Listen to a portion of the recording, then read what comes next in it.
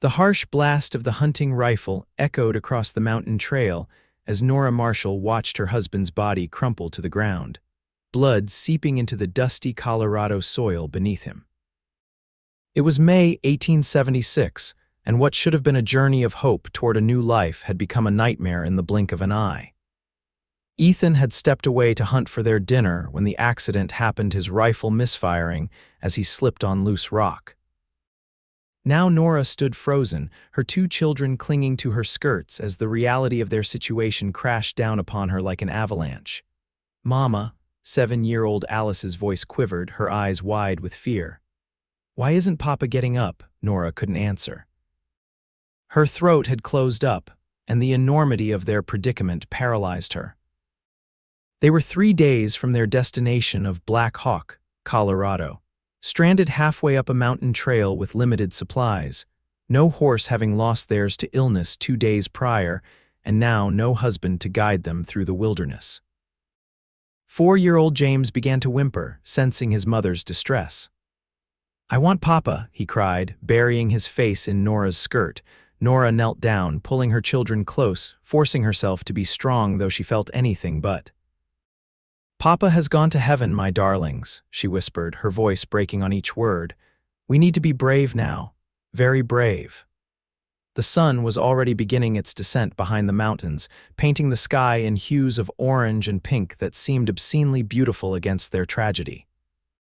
Nora knew they couldn't stay here, not with night approaching and the threat of predators. But she couldn't bring herself to leave Ethan's body, couldn't imagine moving forward without him. She had nearly resigned herself to spending the night beside him when the sound of hoofbeats broke through her grief. Instinctively, Nora pulled her children behind her, reaching for Ethan's rifle only to find it too far away. A lone rider appeared around the bend, tall in the saddle atop a powerful chestnut stallion. He pulled up short at the sight of them, a woman and 2 children huddled beside a dead man on the trail. "Madam," he called cautiously, his voice deep and resonant in the mountain air, "you folks all right?" It was a foolish question given the scene before him, but Nora understood the social awkwardness of stumbling upon such tragedy.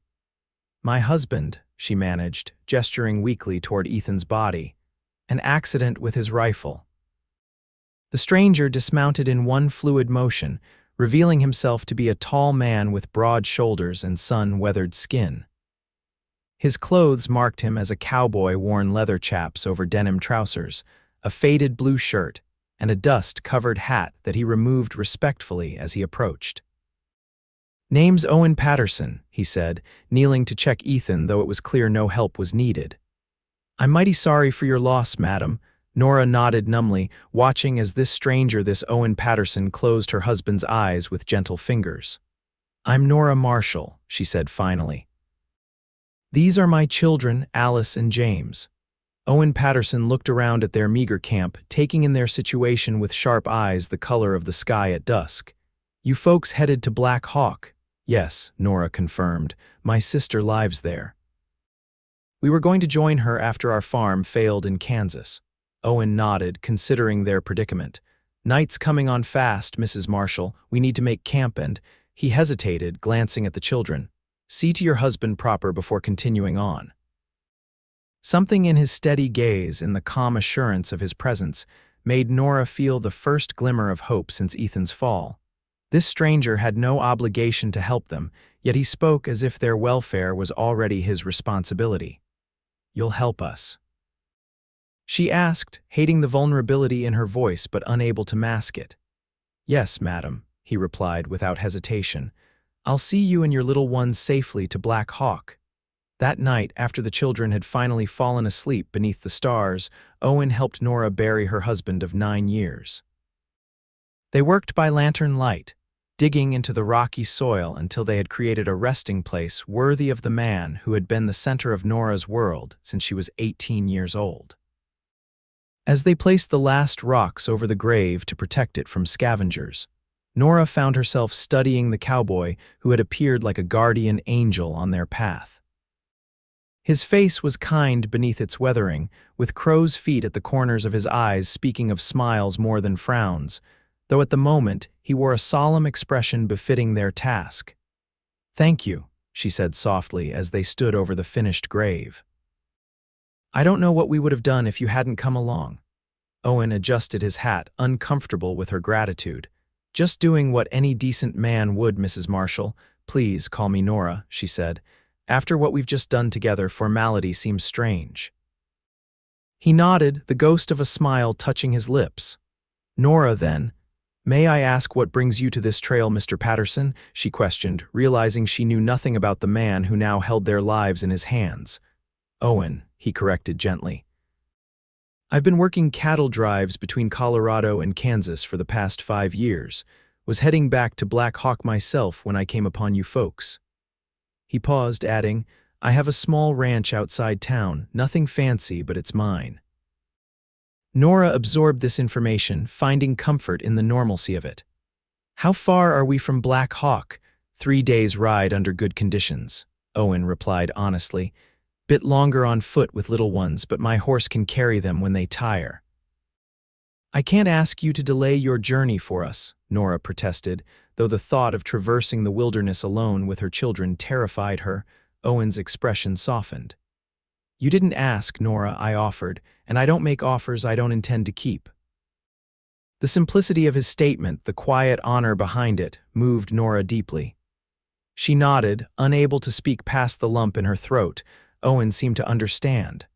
"Try to get some rest now," he said, moving to take a position a respectful distance from her and the children. "Tomorrow's going to be a long day." As Nora settled beside her sleeping children, she found herself oddly comforted by the presence of this stranger. The rhythm of his breathing across the campfire was steady and sure, like his words had been. For the first time since Ethan's death, she didn't feel completely alone. Morning arrived with a golden glow that seemed to mock Nora's grief. She had barely slept, tortured by the image of Ethan's fall replaying in her mind. When she finally rose, she found Owen already awake, brewing coffee over a small fire. "Morning," he said, offering her a tin cup of the strong black liquid. "Children still sleeping?" Nora nodded, accepting the cup gratefully. They were exhausted from yesterday. Owen nodded, his eyes drifting to the small mound of earth that now held Ethan Marshall. "We should get moving once they're up. I'd like to make it to Bear Creek by nightfall." As if on cue, Alice stirred, her small face emerging from beneath the blanket. She blinked at Owen in confusion before remembering yesterday's events. Her lower lip trembled. "Morning, Miss Alice," Owen said gently. "I've got some jerky here if you're hungry." Alice looked to her mother for guidance. At Nora's encouraging nod, she approached Owen cautiously, accepting the strip of dried meat. "Thank you, sir," she whispered. "You can call me Owen," he told her with a kind smile. James woke shortly after, crying for his father until Nora gathered him into her arms, rocking him gently. Owen busied himself with packing up their meager camp, giving them privacy for their grief. When James had calmed, Owen approached with a small, whittled wooden horse. "Made this for you last night, young man," he said, crouching to the boy's level. "Thought you might like a friend for the journey." James accepted the toy with wide eyes. "It's like Papa's horse," he said in wonder, referring to the animal they had lost days earlier. "Is it now?" Owen replied, smiling. "Well, that's fine luck, isn't it?" Nora watched the interaction with a mixture of gratitude and caution. This man's kindness seemed genuine, but she had heard tales of travelers being led astray by those with ill intentions. Yet something about Owen Patterson's calm demeanor and straightforward manner put her at ease. After a simple breakfast, they stood before Ethan's grave for a final farewell. Nora's voice broke as she tried to speak words of goodbye, so Owen stepped in, removing his hat and offering a simple but heartfelt prayer for the departed. "Lord, please welcome Ethan Marshall into your keeping," he said, his deep voice resonant in the morning air. "Guide his family on their journey and grant them strength in their sorrow. Amen." "Amen," echoed Nora and Alice, while James nestled his face against his mother's neck. They set off down the trail, Owen leading his horse with their few possessions tied to the saddle. James rode atop the animal, clutching his wooden toy, while Nora and Alice walked alongside. Owen set a pace that was challenging but not overwhelming, occasionally pointing out landmarks or telling stories of his cattle driving days to distract the children from their grief. By midday, Alice was tiring, her small legs struggling with the rocky terrain. Without comment, Owen lifted her onto the horse behind her brother, adjusting the stirrups to accommodate them both. "Were you always a cowboy?" Alice asked as they continued their journey, her natural curiosity beginning to overcome her sorrow. Owen chuckled. "Not always, Miss Alice. I was born in Pennsylvania. My pa was a blacksmith, didn't see a cow up close until I was 15. "How did you become a cowboy then?" she persisted. "War came," he said simply. "After it was over, I headed west like a lot of men did, found I had a knack for handling cattle and horses." Nora listened to their conversation, piecing together the man's history. He'd be about 35 now, she calculated, if he'd been of fighting age during the Civil War. 10 years older than herself, and with the weight of experiences she could only imagine. "You never married?" she asked during a brief rest, immediately regretting the personal question. Owen didn't seem offended. "Never found the right woman at the right time," he answered, passing her his canteen. "Or maybe I was too busy moving to notice her if I did." There was something in his tone, a hint of regret, perhaps, that made Nora wonder what else this man's life had contained beyond cattle and horses. But it wasn't her place to pry further, not when he was already doing so much for them. They reached Bear Creek as the sun was setting, a small stream that bubbled merrily between rocky banks. Owen helped them establish a camp more comfortable than the previous nights, rigging a simple shelter with a canvas tarp from his saddlebags. "I'll catch us some fish for supper," he announced, producing a line and hook from his seemingly endless supply of useful items. Nora insisted on helping, leaving the children to rest in the shelter. She and Owen worked side by side at the creek's edge, a comfortable silence between them as they focused on their task. "How did you lose your farm in Kansas?" Owen asked eventually, breaking the quiet. Nora sighed, the pain of that failure still fresh alongside her newer grief. "Drought 3 years running, then grasshoppers took what little managed to grow. Ethan tried everything, worked himself half to death, but in the end, the bank took it all." She paused, remembering her husband's defeated expression the day they'd been forced to leave. "Coming to Colorado was supposed to be our fresh start," Owen nodded, understanding in his eyes. "The land can be cruel that way, gives with one hand, takes with the other." "You sound like you know something about that," Nora observed. A shadow crossed his face. "Lost my first piece of land to flood, second to a man with more money and fewer scruples. This ranch I have now, it's my third try at putting down roots." "Third time's the charm," Nora said softly, surprising herself with the optimism in her voice. Owen's eyes met hers, warm and appreciative. "That's what I keep telling myself." That evening, as they ate freshly caught trout by the fire, Nora found herself studying Owen's hands, strong and capable, yet gentle when handling the children or passing food. Hands that had buried her husband with respect, that had crafted a toy to comfort her son, that now provided sustenance for her family. She looked away quickly when he caught her watching, embarrassed by her scrutiny. It was too soon after Ethan's death to notice another man, too disloyal to her husband's memory. Yet she couldn't deny the comfort Owen's presence brought, or the way her children were already beginning to look to him for guidance. "Will you tell us a story, Owen?" Alice asked as they finished their meal. "Papa always told us stories before bed." A flicker of uncertainty crossed Owen's face before he nodded. "I reckon I can try, though I might not be as good at it as your pa was." He settled back against his saddle and began a tale about a clever fox who helped a lost bear cub find its way home. His deep voice rose and fell with the rhythm of the story, painting pictures with words that had Alice and James leaning forward in rapt attention. Even Nora found herself drawn in, momentarily forgetting their precarious situation. When the children finally drifted off to sleep, Nora and Owen sat in companionable silence, watching the fire's dying embers. "You're good with them," Nora said eventually. "Have you been around children much?" Owen shook his head. "Not particularly, had younger siblings once, but that was long ago." The once hung in the air between them, hinting at loss, but Nora didn't press. Everyone who'd lived through the war had their share of grief. "Thank you," she said instead, "for everything you're doing." Owen met her gaze across the fire. "No need for thanks, Nora. I'm just glad I was there when you needed someone." The sincerity in his voice touched something deep within her, a place that had been frozen with shock and grief since Ethan's death. She felt tears welling up and turned away, not wanting him to see her weakness. "You should rest," Owen said gently. "I'll keep watch." Nora nodded, retreating to the shelter where her children slept.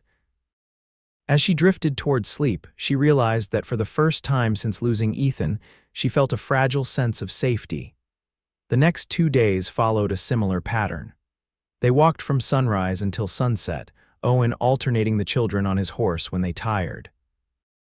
He proved to be a wealth of knowledge about the land they traversed, pointing out edible plants, teaching Alice how to identify animal tracks, showing James how to whistle through a blade of grass. Nora watched their interactions with a mixture of gratitude and sadness. Her children needed a father figure, and Owen was naturally filling that role during their journey. But what would happen when they reached Black Hawk? Would he simply deposit them at her sister's doorstep and ride away back to his ranch and his solitary life? The thought troubled her more than it should have. On the afternoon of the 3rd day, they crested a ridge to see Black Hawk spread out in the valley below a bustling mining town with wooden buildings clustered along a central street, smoke rising from numerous chimneys. "There it is," Owen said, a note of pride in his voice. "Not the biggest town in Colorado, but it's growing fast since they struck gold in '59. Alice clapped her hands in excitement while James, perched in front of Owen on the horse, bounced eagerly. "Is that where Aunt Catherine lives, Mama?" Alice asked. "Yes, sweetheart," Nora confirmed, feeling a complex mix of relief and apprehension. They had survived the journey but now faced the uncertainty of starting over in a new place. Owen seemed to sense her unease.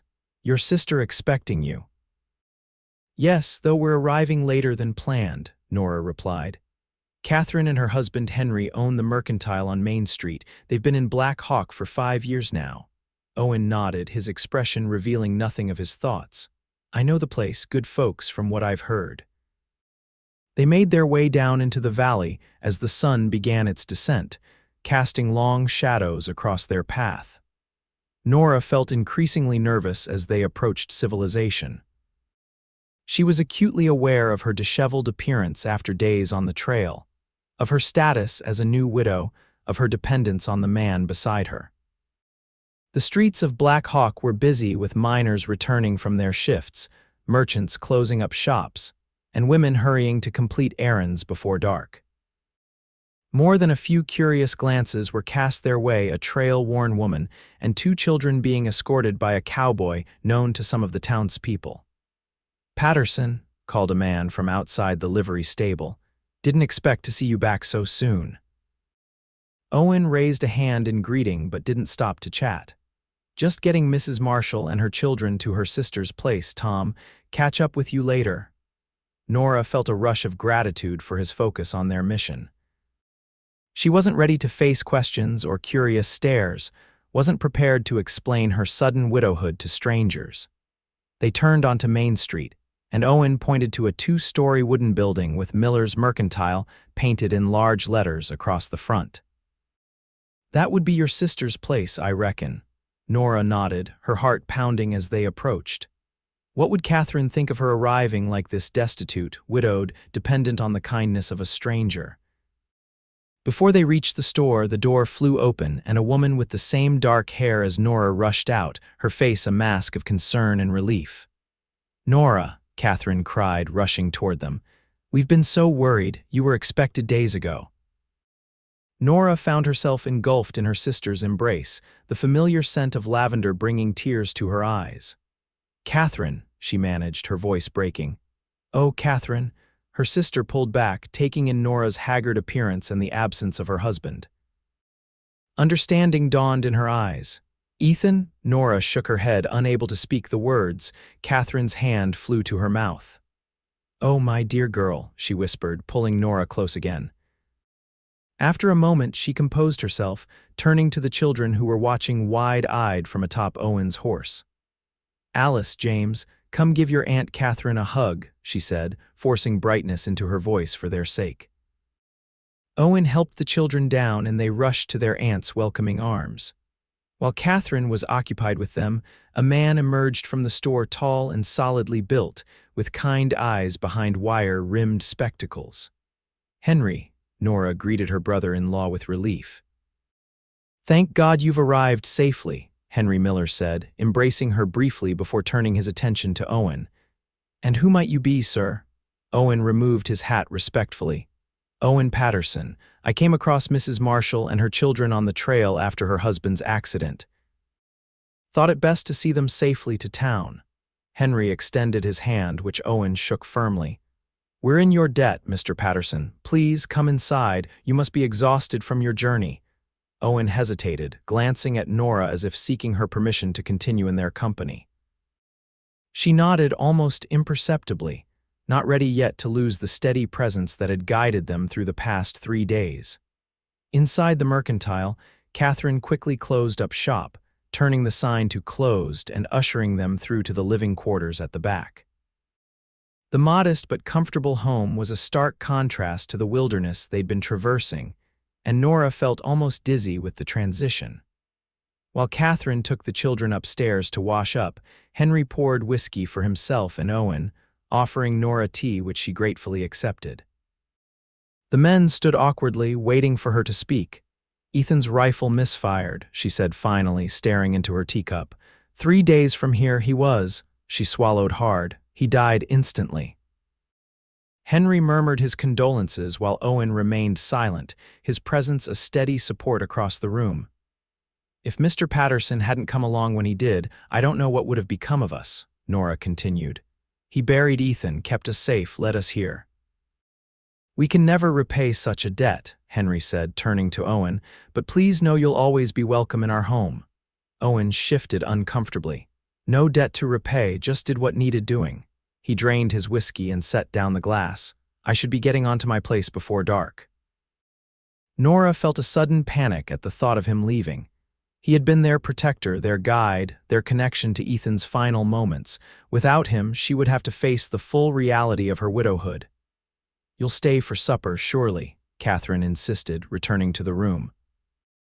"It's the least we can do." Owen glanced at Nora, and something in her expression must have conveyed her unspoken request, for he nodded. "That's mighty kind of you, Mrs. Miller, I accept." Supper was a subdued affair, with Catherine doing most of the talking, filling Nora in on town news and assuring her that they had plenty of room for her and the children to stay for as long as needed. The children, exhausted from their journey and overwhelmed by the day's events, were quiet, though James kept his wooden horse close at hand. After the meal, when the children had been put to bed in a small room upstairs, Owen finally rose to take his leave. "I'll walk you out," Nora said quickly, ignoring her sister's curious glance. On the porch of the mercantile, the night air cool around them, Nora found herself at a loss for words. How did one thank a man for saving not just lives, but sanity and dignity as well? "My ranch is about 5 miles north of town," Owen said into the silence. "If you or the children ever need anything." Nora nodded, tears threatening again. "I don't know how to thank you properly, Owen." He smiled then, a full smile that transformed his weathered face into something unexpectedly handsome. "Seeing you safe with your family is thanks enough, Nora." Impulsively, she reached out, taking his hand in both of hers. "You're a good man, Owen Patterson." He looked down at their joined hands, his expression unreadable in the dim light from the windows. For a moment, Nora thought he might say something more, but instead he gently squeezed her fingers before releasing them. "Good night, Nora," he said softly. "God bless." She watched him walk to where his horse was tethered, mount up with the easy grace she had come to admire, and ride off into the darkness. Only when he had disappeared from sight did she allow herself to acknowledge the strange emptiness his departure left behind. The weeks that followed were a blur of adjustment and grief. Catherine and Henry were kindness itself, integrating Nora and her children seamlessly into their household.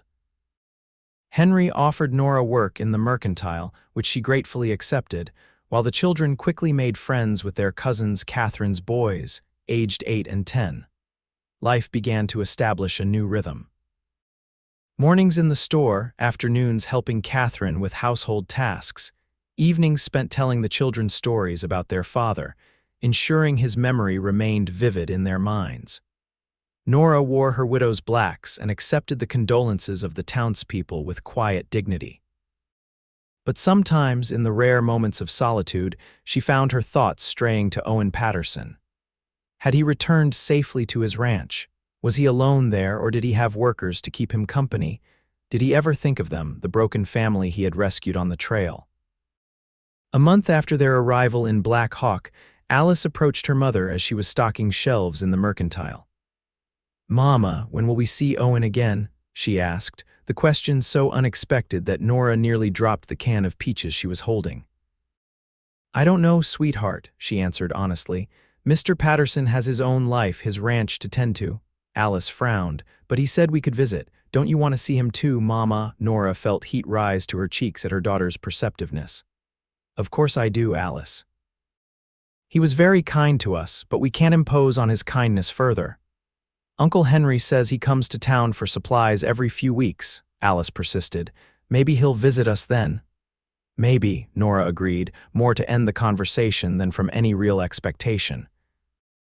A man like Owen would have no reason to call on a widow with 2 children, not when he had managed to avoid marriage for so many years already. Yet fate, it seemed, had other plans. One afternoon in late June, as Nora was sweeping the porch of the mercantile, the sound of approaching hoofbeats made her look up. Her heart gave a peculiar leap at the sight of Owen Patterson riding toward the store, looking much as he had when they first met, except for the fresh shirt and recently trimmed beard. He reined in his horse and dismounted, removing his hat as he approached. "Afternoon, Mrs. Marshall," he said, a hint of uncertainty in his tone as if unsure of his welcome. "Mr. Patterson," she replied, suddenly conscious of her work apron and hastily pinned hair.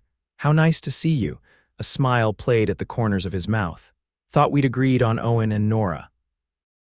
She returned the smile, relaxing slightly. "Owen, then, are you here for supplies?" He nodded. "Among other things."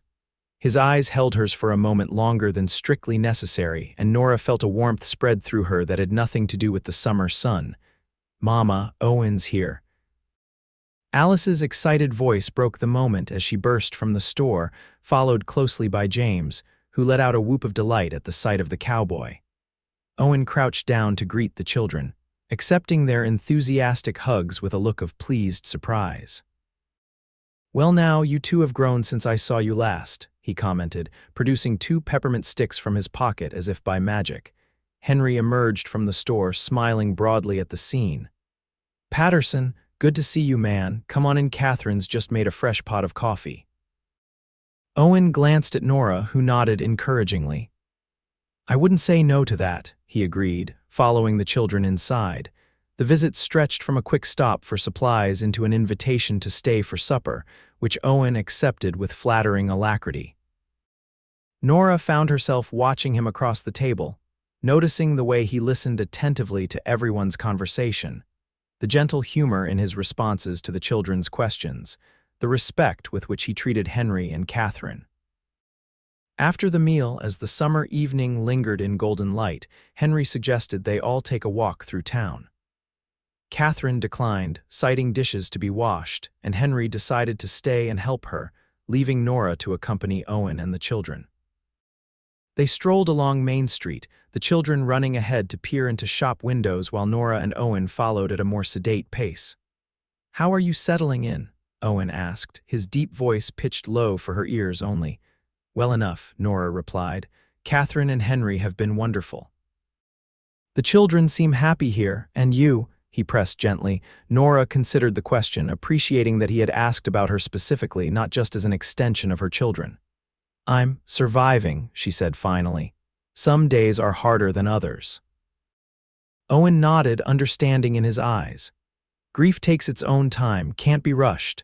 You sound like you know something about that too, Nora observed, echoing their conversation from the trail. He was quiet for a few steps.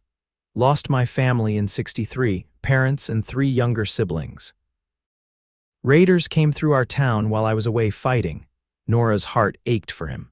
I'm so sorry, Owen, he shrugged, though the casual gesture couldn't mask the old pain in his eyes. It was a long time ago, but it's why I understand something of what you're going through. They watched the children chase a butterfly across the town square, their laughter a bright counterpoint to the serious conversation. Is that why you never married? Nora asked, then immediately regretted the personal question. Forgive me, that's none of my business. It's all right, Owen assured her, and no, not exactly. After the war, I just kept moving. Easier that way not to put down roots too deep. He paused. Until I found my place here, that is. Tell me about your ranch, Nora requested, genuinely interested. Owen's face brightened as he described his small but growing operation: 30 head of cattle, 2 good breeding horses, a sturdy cabin he'd built himself, and plans for expansion once he'd saved enough. It's nothing fancy, he finished, echoing what he'd told her on the trail, but it's peaceful. Good land, good water. It sounds wonderful, Nora said sincerely, trying to picture this solid, kind man in his own domain, working the land he clearly loved. You and the children should come see it sometime, Owen suggested, then quickly added, when you're settled in properly, of course. No rush. Nora felt a flutter of something she hadn't experienced in many years: anticipation, perhaps, or hope. We'd like that, she answered softly. As the evening drew to a close and they returned to the mercantile, Owen surprised her by asking, Would it be all right if I called on you again, Nora, when I'm next in town? The old-fashioned courtesy of the request touched her deeply. Yes, she said simply. We'd all like that very much. He smiled then, the same transformative smile she remembered from their parting a month earlier. Good, that's good. After Owen had taken his leave, Catherine cornered Nora in the kitchen, her eyes bright with curiosity. Well, sister, it seems Mr. Patterson has taken quite an interest in your welfare. Nora busied herself with drying dishes. He's simply being kind, Catherine, after what we went through together on the trail. Hum, her sister hummed skeptically. I've lived in this town for 5 years, Nora, and I've never known Owen Patterson to take supper with a family or walk out with a woman. He keeps to himself, does his business, and returns to that ranch of his. Nora didn't know how to respond to this information. It's too soon, she said finally. Ethan's only been gone a month, Catherine's expression softened. I'm not saying it isn't, dear, just that when the time is right, you could do far worse than a man like Owen Patterson. True to his word, Owen began to make regular appearances in town, always finding a reason to stop by the mercantile. Sometimes he brought small gifts: a jar of honey from wild bees near his ranch, a particularly interesting rock he thought James might like for his collection, a book of poetry he remembered Nora mentioning she enjoyed. July turned to August, and the children's initial excitement at seeing their Cowboy evolved into a comfortable expectation. James would run to the window whenever he heard horses approaching, hoping to spot Owen's distinctive chestnut stallion. Alice took to drawing pictures specifically for Owen, which he accepted with genuine appreciation, promising her that each one was displayed prominently in his cabin. Nora found herself looking forward to his visits with an eagerness that both thrilled and troubled her. It had been only 2 months since Ethan's death, and part of her felt disloyal for the warmth that spread through her whenever Owen appeared. Yet another part recognized that life continued, that her children needed a male presence in their lives, and that she herself craved the particular kind of companionship that Owen provided. He was never pushy, never presumptuous, always maintaining a respectful distance while making it clear he valued their time together. They developed a habit of sitting on the mercantile's porch after supper, watching the children play while discussing everything from books to ranching techniques to their hopes for the future. One evening in late August, as they sat side by side watching the sunset paint the mountains in brilliant orange and gold, Owen turned to her with unusual seriousness. Nora, I've been meaning to ask you something. She felt a flutter of nervous anticipation. Yes. Would you and the children consider coming out to the ranch this Sunday? I'd come fetch you after church, bring you back before dark. He rushed on before she could answer. I've fixed up the place some, and there's a creek where the kids could splash around if it's warm enough. Thought they might enjoy seeing the horses up close. Nora smiled at his earnestness. We'd love to, Owen. It's kind of you to invite us. He relaxed visibly. Good, that's real good.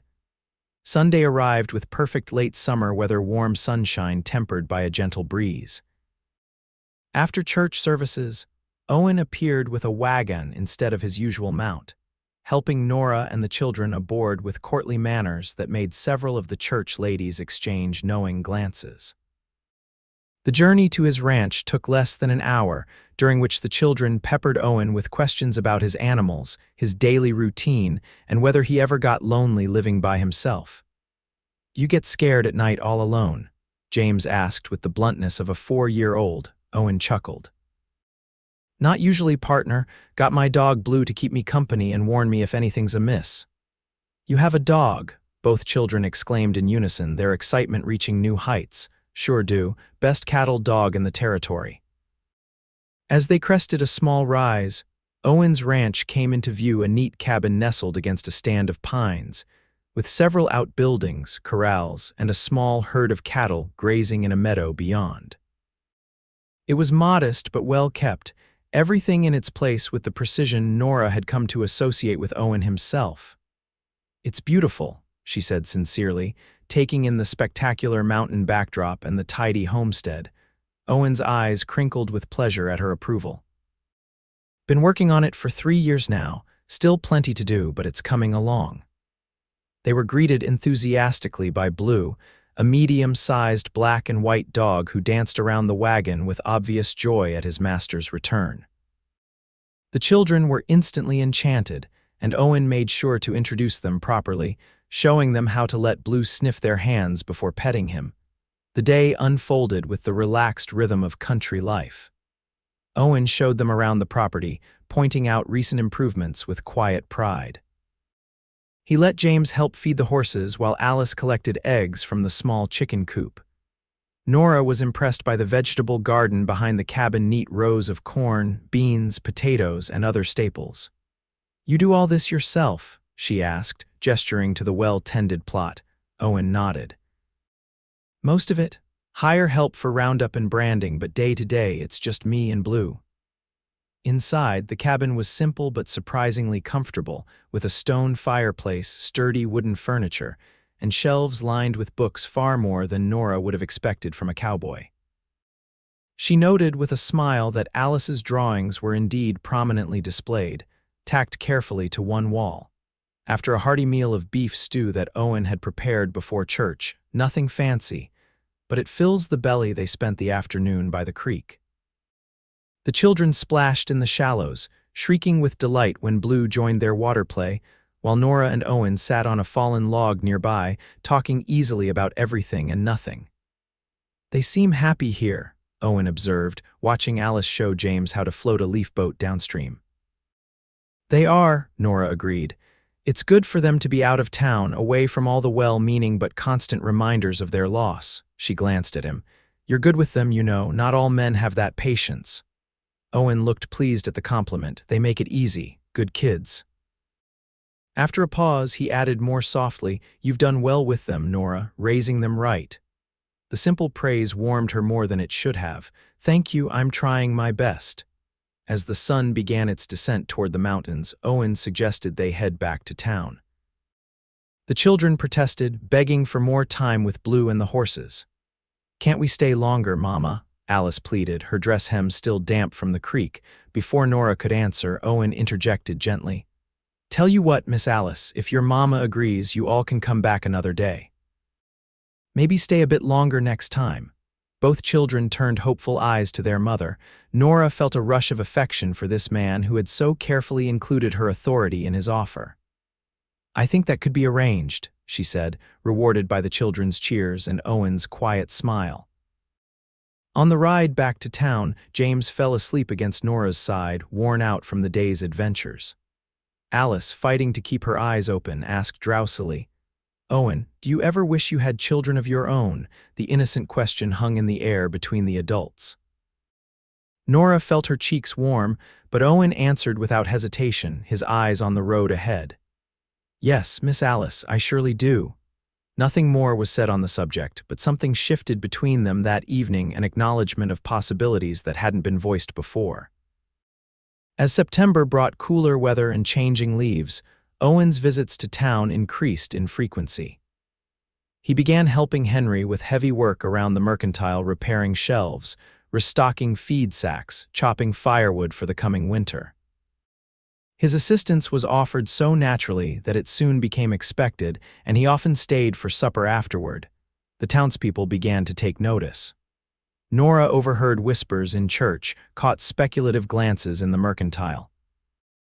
Most were kind, acknowledging that a widow with 2 young children needed help, but some raised eyebrows at the speed with which Owen Patterson had become a fixture in the Marshall family's life. "People are talking," Nora said to Owen one evening as they sat on the porch, the children already in bed. "About you, about us." Owen considered this, his expression unreadable in the lantern light. "Does that trouble you?" Nora sighed. "Not for myself. But I worry about the children hearing unkind things, and about your reputation." He chuckled at that. "My reputation can withstand a few whispers, Nora. As for the children," he paused, choosing his words carefully, "people will always talk. Best thing is to give them as little ammunition as possible while still living the life you feel is right." She studied his profile, this man who had become such an integral part of their lives in just a few months. "And what do you feel is right, Owen?" He turned to face her fully, his eyes serious in the dim light. "I feel it's right to care for people who matter to me, to be there when they need me, to—" He hesitated, then plunged ahead, "to love them the best way I know how." The word love hung between them, loaded with meaning neither was quite ready to articulate fully. "It's only been 3 months since Ethan died," Nora whispered, voicing her greatest concern. "What would people think of me if we—" "Time measures differently for different hearts, Nora," Owen said gently. "Some folks might say it's too soon. Others might understand that life out here is too precarious to waste when you find something worth holding on to." He reached for her hand, his touch warm and steady. "I'm not asking for anything you're not ready to give. I can wait as long as you need." Tears pricked at Nora's eyes at the simple sincerity of his words. "You're a good man, Owen Patterson. Just a man who knows what matters," he replied, squeezing her hand gently before releasing it. The first snow of the season came in early October, blanketing Black Hawk in white and making travel between town and Owen's ranch more challenging. He still made the journey twice a week, though Nora worried about him riding alone in the increasingly harsh weather. On one such visit, a blizzard blew in unexpectedly, making it impossible for Owen to return to his ranch. Henry insisted he stay the night, setting up a pallet in the back room of the store. The children were delighted by the impromptu sleepover, especially when Owen entertained them with stories by the fire while the wind howled outside. Watching him with her children, Nora felt a certainty growing within her. Owen fit into their lives as if he had always been there, filling spaces she hadn't even realized were empty.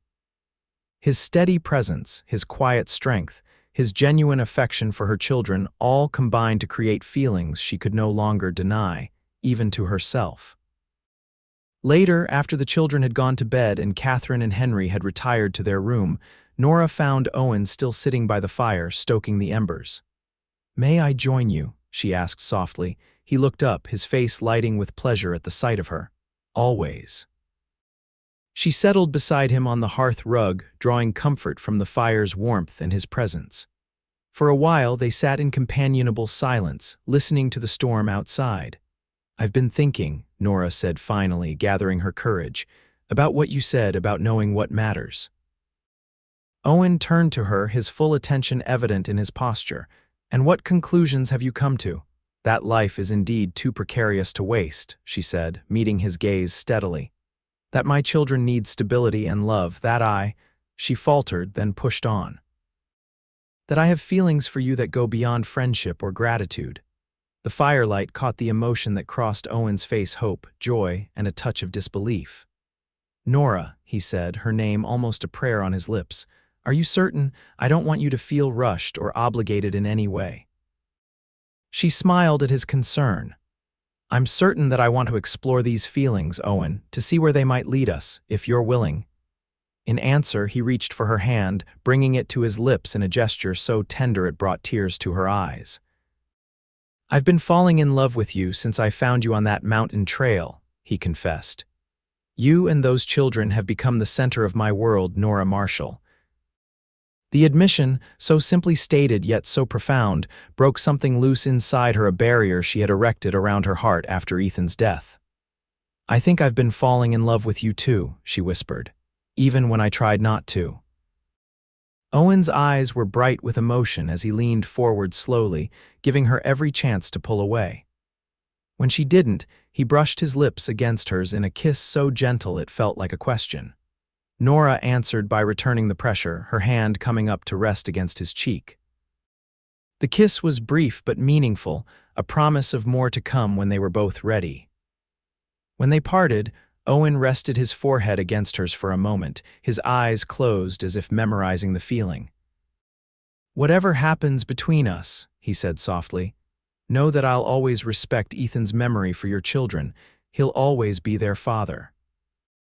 The thoughtfulness of this statement, the understanding of what her late husband meant to her family, confirmed what Nora already knew, that Owen Patterson was exactly the kind of man she wanted in their lives. The blizzard marked a turning point in their relationship. Owen began courting Nora officially, taking her to church socials and community gatherings, always including the children in their outings. The town's initial gossip faded as people observed the respectful, unhurried way Owen conducted the courtship, and the obvious happiness of Nora and her children. As Christmas approached, Owen invited them to spend the holiday at his ranch. "It's not much," he said apologetically, "but I thought the children might enjoy a country Christmas. I've got a fine pine picked out for cutting, and Blue's been practicing his best behavior." Nora laughed at the image. "I'm sure the children would love it." "But are you certain you want the chaos of Christmas with two excited children in your peaceful home?" Owen's expression grew serious. "Nora, nothing would make me happier than having your family fill my house with noise and life. It's been too quiet there for too long." So it was arranged.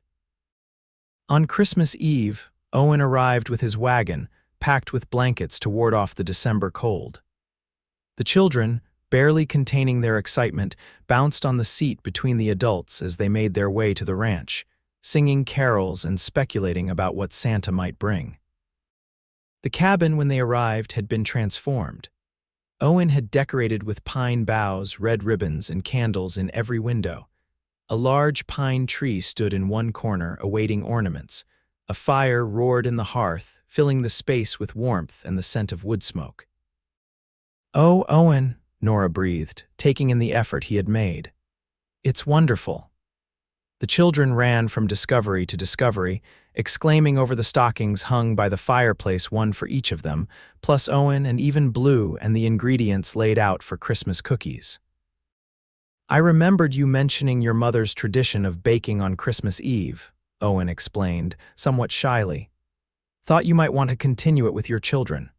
The thoughtfulness of this gesture brought tears to Nora's eyes. Ethan had been a good man, a good father, but he had never paid such careful attention to the small details that mattered to her. They spent the afternoon decorating the tree with ornaments Owen had purchased in town, supplemented by paper chains and snowflakes the children had made at home. As darkness fell, they baked cookies together, the kitchen filled with laughter and the sweet smell of cinnamon and sugar. After a simple but hearty supper, Owen surprised them again, producing a worn Bible. "My family always read the Christmas story on Christmas Eve," he explained. "Would it be all right if I shared that tradition with you?" "Please," Nora encouraged, settling the children on either side of her on the sofa. Owen's deep voice filled the cabin as he read the familiar words from the Gospel of Luke, the story of a journey, a birth, and the hope that came into the world on a night long ago. The children listened with unusual attention, perhaps sensing the importance of the moment. When he finished reading, Owen set the Bible aside and cleared his throat. "I have one more surprise, if you'll allow it." At Nora's curious nod, he disappeared into the bedroom, returning with 3 carefully wrapped packages. "I know we said we'd exchange gifts in the morning, but these are special." He handed the first to James, who tore into it eagerly to reveal a hand-carved wooden train. "Did you make this?" the boy asked in wonder. Owen nodded, pleased by the reaction. "Been working on it for a while." "Thought you might like something to go with that horse I gave you." Alice's gift was a beautiful leather-bound sketchbook and a set of colored pencils.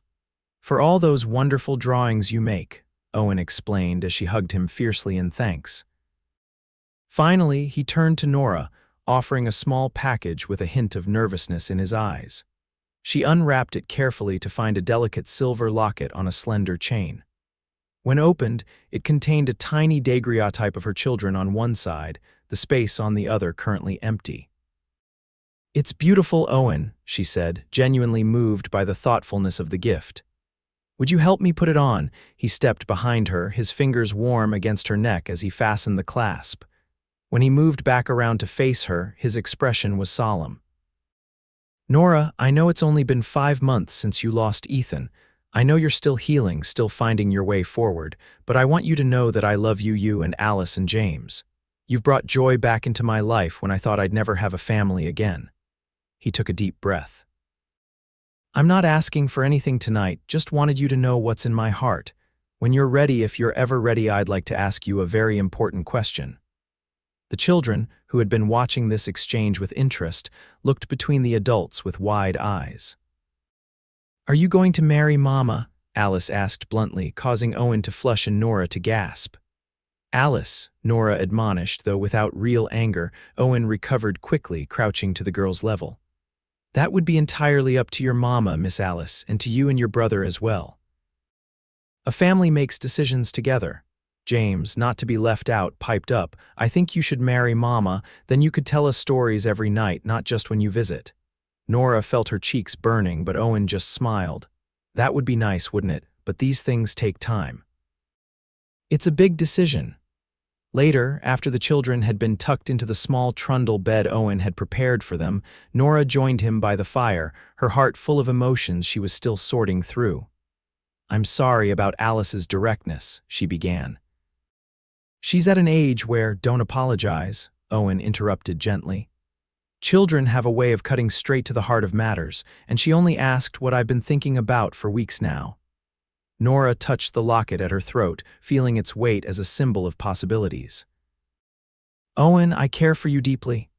What you've done for us not just on the trail, but every day since has meant more than I can express." He waited, sensing there was more she needed to say. "I loved Ethan," she continued. "He was a good man, a good father, but our marriage was."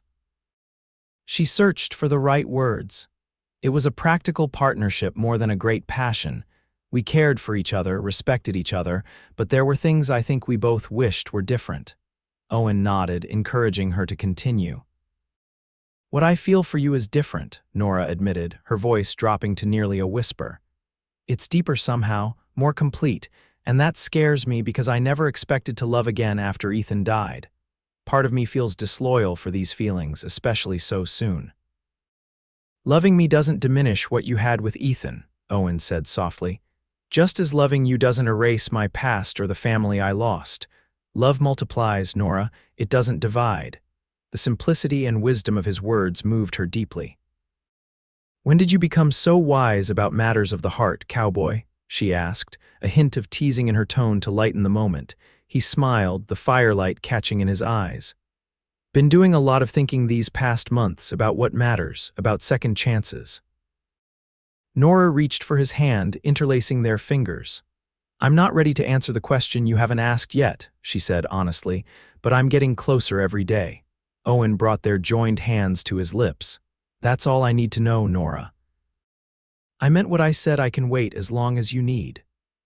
They sat together by the fire until it burned down to embers, talking of small things and large, planning Christmas dinner and speculating about how much snow might fall overnight.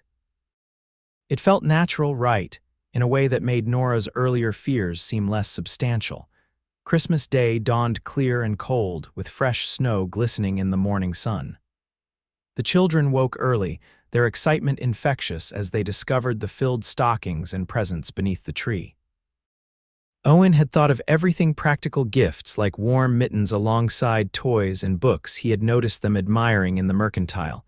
For Nora, there was a beautiful woolen shawl in deep blue to match your eyes, Owen said softly as she wrapped it around her shoulders. Her gift to him, a new journal bound in soft leather. Having noticed his old one was nearly full, brought a look of such pleasure to his face that she knew she had chosen well. They spent the day in simple pleasures, building a snowman, taking a short sleigh ride around the property behind Owen's horse, preparing a feast that they ate by candlelight. It felt like a glimpse into what life could be, and Nora found herself imagining more Christmases in this cabin, more days with Owen's steady presence beside her. As they prepared to return to town the following day, Owen pulled Nora aside while the children were bundling up their new possessions. "I've been thinking," he said, his expression earnest, "about your situation at Catherine and Henry's." Nora tilted her head questioningly.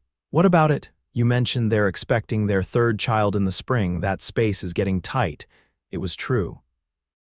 Catherine's announcement of her pregnancy had been joyous news, but it had also brought practical concerns about the increasingly crowded living quarters above the mercantile. "I was wondering," Owen continued, "if you'd consider bringing the children out here more often. Maybe stay for a weekend sometimes. The fresh air would be good for them, and—" he hesitated. "It would give you all a chance to see if this place could ever feel like home." The invitation, with its unspoken implications, made Nora's heart beat faster. "Are you asking us to live here, Owen?" "Not yet," he clarified quickly. "Just to visit more, to get comfortable with the idea, to let the children spend more time here so they can decide how they feel about it too." He took her hands in his. "I told you I wouldn't rush you, Nora, and I meant it. But I also want you to know that whenever you're ready, there's a place for you here, for all of you." The sincerity in his eyes, the love evident in every word, made Nora's decision clearer than she had expected. "We'll come for a weekend in January," she promised. "And we'll see where things stand then." Owen's smile was like sunrise after a long night. "That's all I ask." January brought bitter cold and heavy snow that limited travel between town and Owen's ranch, but true to her word, Nora arranged for a weekend visit when the weather cleared enough to make the journey safely. The children were ecstatic to see Blue again, to help with ranch chores, to sleep in the cozy trundle bed that Owen had expanded to better accommodate them both. Nora watched Owen with her children teaching James how to whittle, showing Alice how to make snow angels, telling them stories of his own childhood in Pennsylvania, and felt the last of her reservations melting away. He was patient, kind, firm when needed, but never harsh. He treated them as individuals with their own thoughts and feelings, not simply as extensions of herself. On their second night at the ranch, after the children were asleep, Owen and Nora sat before the fire, sharing a pot of tea and the comfortable silence that had become a hallmark of their relationship. "I've been thinking," Nora began, setting down her cup, "about what you said at Christmas. About this place becoming our home." Owen went very still, his eyes fixed on her face. And I think I'm ready for you to ask me that question you've been waiting to ask," she said softly, her heart racing but her mind clear. For a moment, Owen seemed unable to speak. Then he set aside his own tea, reached for her hands, and slid from the sofa to one knee before her. "Nora Marshall," he said, his voice steady despite the emotion evident in his eyes, "I love you. I love your strength, your kindness, your devotion to your children. I love the way you face challenges head-on, the way you've rebuilt your life after loss." He squeezed her hands gently. "I love you, and I love Alice and James as if they were my own. Would you do me the great honor of becoming my wife, of making a family with me here?" Tears filled Nora's eyes, but they were tears of joy, not sorrow. "Yes, Owen," she whispered. "Yes, we will." His face lit with such happiness that Nora felt breathless with the knowledge that she had caused it. He rose, pulling her to her feet and into his arms, kissing her with a tenderness that spoke of promises kept and a future shared. When they parted, Owen rested his forehead against hers. "I'll be a good husband to you, Nora, and a good father to the children, I swear it." "I know you will," she replied, certain of this truth in the depths of her soul. "You already are." They were married in the small church in Black Hawk on a bright February morning, with Catherine and Henry standing as witnesses and Alice and James proudly participating in the ceremony. Alice scattered flower petals while James carried the rings on a small pillow, his face solemn with the importance of his task. The townspeople turned out in force for the wedding, any previous whispers of two soon silenced by the evident happiness of the couple and the children. Owen stood tall and handsome in a new suit, his eyes never leaving Nora as she walked down the aisle in a simple but elegant blue dress that matched the color of the shawl he had given her for Christmas. "I take you, Nora, to be my lawfully wedded wife," Owen vowed, his voice carrying clearly through the church. "To have and to hold from this day forward, for better, for worse, for richer, for poorer, in sickness and in health, to love and to cherish, till death do us part." As Nora repeated the same vows, she felt the presence of Ethan not as a shadow over her happiness, but as a benevolent witness, approving of the man who would now care for his family. After the ceremony, they celebrated with a reception at the Mercantile, the store cleared of displays to make room for tables laden with food contributed by half the town. There was dancing and laughter, toasts and well wishes, until finally it was time for the new family to depart for their home. Owen had prepared the cabin carefully for their arrival, expanding it during January with a new room for the children and improving the main bedroom for himself and Nora. Blue greeted them with enthusiastic barking, rushing around their legs as if understanding that his family had grown permanently larger. That night, after the children were settled in their new room, Alice declaring it perfect, and James immediately testing the bounce of his new bed, Owen and Nora stood on the porch, looking out at the stars that seemed to have been scattered across the sky just for them. "Happy, Mrs. Patterson?" Owen asked, his arm around her waist, drawing her close against the evening chill. "Very," Nora confirmed, leaning into his warmth, "though it may take some time to get used to that name." "We have all the time in the world," he assured her, pressing a kiss to her temple. As they stood there, Nora thought of the long journey that had brought them to this moment, a journey that had begun in tragedy but led to unexpected joy. From that terrible day on the mountain trail to this peaceful night on their shared porch, life had taken turns she could never have anticipated. "Thank you," she said softly, "for finding us that day, for bringing us home." Owen's arm tightened around her. "I think it was you who found me, Nora. I just didn't know I was lost until then." They sealed this truth with a kiss beneath the vast Colorado sky, the stars bearing witness to their new beginning. Spring came to the Patterson ranch with a riot of wildflowers and the birth of new calves in the pasture. The children thrived in their new home, Alice taking to ranch life with unexpected enthusiasm, helping Owen with the garden and learning to ride the gentle mare he had purchased specifically for her. James followed Owen everywhere, absorbing every bit of ranch knowledge with the sponge-like capacity of a curious 4-year-old. Nora found unexpected joy in being a rancher's wife. The rhythm of the days suited her, rising with the sun, working alongside Owen when needed, maintaining their home, watching her children grow stronger and happier in the fresh air and open spaces. She started a small business selling eggs and butter in town, enjoying the independence it brought while still allowing her to be present for her family. In June, exactly 1 year after Ethan's death, they visited his grave on the mountain trail. Owen had insisted on the pilgrimage, understanding Nora's need for closure and the children's need to connect with their father's memory. They placed wildflowers on the simple marker and said a prayer together, a family honoring its past while moving confidently toward its future. Later that summer, as they sat on the porch watching the sunset, a ritual that had become precious to them, both Nora shared news that brought tears of joy to Owen's eyes. "We're going to have a baby," she told him, taking his hand and placing it on her still flat stomach. In early spring. Owen's face reflected wonder, gratitude, and love in equal measure. "A baby," he repeated, his voice thick with emotion. "Our baby." "Are you happy?" Nora asked, though his expression had already answered her question. In response, he gathered her into his arms, holding her as if she were made of the most precious material on earth. "Beyond words," he murmured against her hair.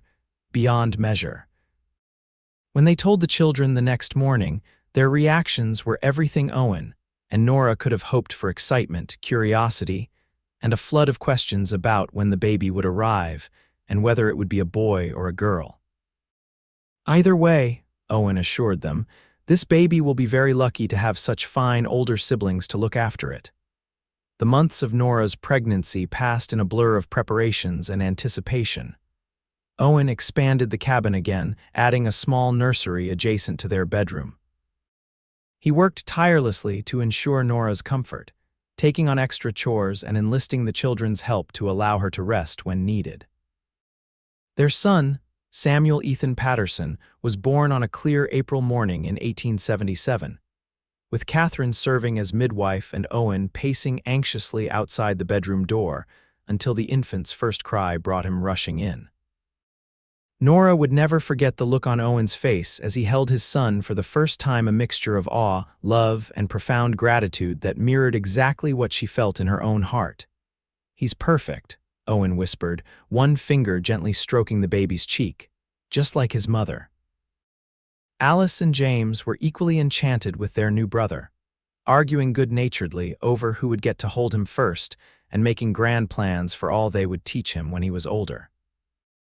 As spring turned to summer, the Patterson family settled into a new routine that accommodated their newest member. Owen proved to be as natural a father to infant Samuel as he had been to Alice and James, taking his turn with night feedings and diaper changes without complaint, singing old lullabies in his deep voice until the baby drifted to sleep. On warm evenings, they would gather on the porch, Owen and Nora seated side by side, baby Samuel in his mother's arms, Alice and James playing with Blue in the yard, and marvel at how perfectly their lives had intertwined. "Did you ever imagine this?" Nora asked one such evening, "when you found us on that trail?" Owen considered the question, his gaze taking in their home, their children, the life they had built together. "No," he admitted honestly. "I hope to get you safely to Black Hawk." "I never dared hope for all of this." He smiled, reaching over to touch Samuel's downy head. "But I'm grateful every day that life had bigger plans than either of us imagined." Nora leaned against his shoulder, contentment washing through her. "So am I." As the sun set behind the mountains, casting their land in golden light, Nora thought about the journey that had brought them here, a journey marked by loss and grief, but also by courage, kindness, and ultimately, love. What had begun as a tragedy on a mountain trail had become the first step on a path leading to this moment, this family, this life. "I love you, Owen Patterson," she said softly. He kissed her temple, his arm warm and steady around her shoulders. "And I love you, Nora Patterson. Until the end of our days and beyond." In the yard, Alice laughed as Blue chased a butterfly, James clapped his hands in delight, and baby Samuel cooed against his mother's chest. The Patterson Ranch, once a lonely outpost for a solitary cowboy, had become a home filled with love and life, a testament to second chances, and the healing power of love found in unexpected places. And as the first stars appeared in the darkening sky, Nora sent a silent thank you to the universe for guiding Owen Patterson to them that fateful day, for the cowboy who had escorted them home and, in doing so, had helped them all find exactly where they belonged.